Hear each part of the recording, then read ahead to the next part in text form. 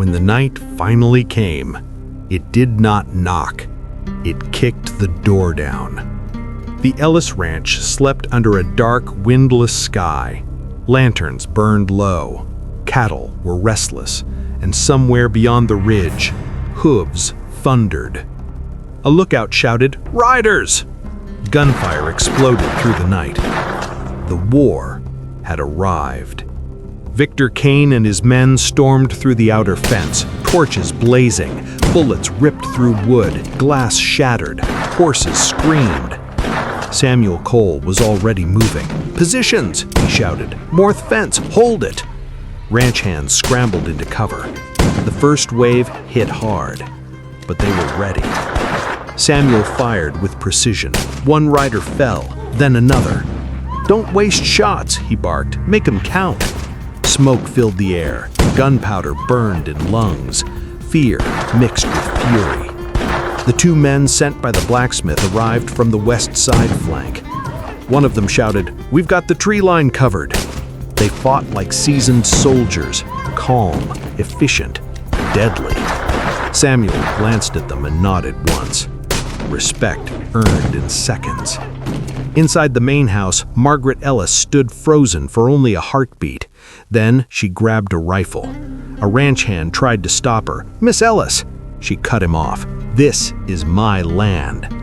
She stepped into the chaos, took position near the barn, fired. A Kane rider dropped from his saddle. Shock flashed across the faces of the attackers. Margaret reloaded with steady hands. "Reload faster," to a wounded hand beside her. "You're not dying tonight." The battle stretched. Minutes felt like hours. Kane's men pushed towards the barn. Samuel intercepted them. Close range now. Shots deafening. A ranch hand fell beside him. Samuel grabbed the man before he hit the dirt. "Stay with me." The man whispered, "Don't let them take it." Samuel's jaw tightened. They won't. He stood and fired again. Victor Kane rode through smoke and flame, fury in his eyes. "This was supposed to be easy," one of his men yelled. Kane fired blindly toward the porch, but his numbers were thinning.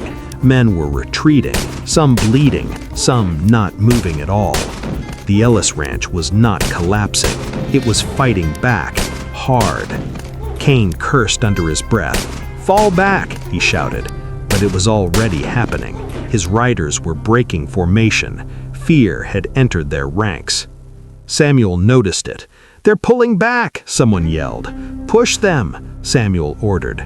Ranch hands advanced cautiously, driving Kane's men towards the outer fence. Two more attackers fell. One dropped his weapon and fled into the darkness. The tide had turned.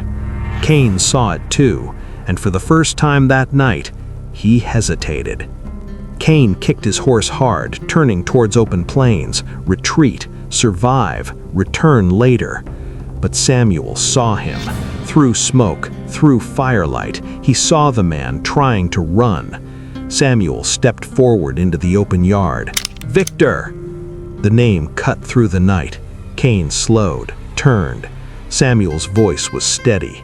"You don't ride away from this." Silence settled between them. Even the gunfire faded. Margaret watched from a distance. The ranch hands held their breath. Samuel took another step. "Face me." Kane dismounted slowly. "You think this ends here?" Kane spat. "It ends tonight," Samuel replied.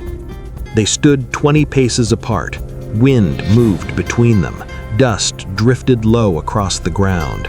Hands hovered near holsters. Margaret whispered, "Samuel." He didn't look back. "Stay back." The world shrank to two men and one final decision. A beat. Another. Then, gunfire cracked the silence. Both fired. Samuel staggered slightly. A bullet grazed his side. Pain flashed across his face, but he stayed standing. Victor Kane was not so fortunate. He dropped to his knees, gun falling from his hand, breathing shallow. He looked up at Samuel, shock, disbelief. "You were just a drifter." Samuel stepped closer. "Not tonight." Kane collapsed onto the dirt. The firelight flickered across his still body. Victor Kane would not rise again. Silence returned slowly. Smoke drifted upward. The Ellis Ranch still stood, scarred, burned in places, but standing. Samuel pressed a hand to his side. Blood, but not deep. Margaret rushed to him. "You're hurt." "I've been worse," he replied quietly. She searched his eyes. "You're not leaving me like that." He gave a faint, tired smile. "Not tonight." Lanterns were relit. The wounded were gathered. Margaret organized the healthy ranch hands. "Water, bandages, move!"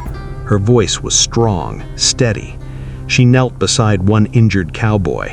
"You held the north line," she said softly. "You saved us." The man weakly nodded. Nearby, the two fighters sent by the blacksmith cleaned their weapons. Samuel approached them. "You stood your ground," he said. One of them shrugged. "Didn't feel right letting a good ranch fall." Samuel extended his hand. "You have my thanks." They shook firmly. Respect sealed. The first light of dawn began to rise. Bodies were covered, weapons collected. Exhaustion settled into every bone. Margaret stood beside Samuel overlooking the damaged yard. "It's over," she said quietly. Samuel looked towards the horizon. "For him," he answered. A pause. "But peace doesn't come easy." She studied him. "And you?" He met his eyes. "I told you I'd stay until it was finished." She asked softly, "And now?" Samuel looked at the ranch, at the people tending to one another, at the land that had nearly fallen. He didn't answer immediately. Instead, he said, "We rebuild."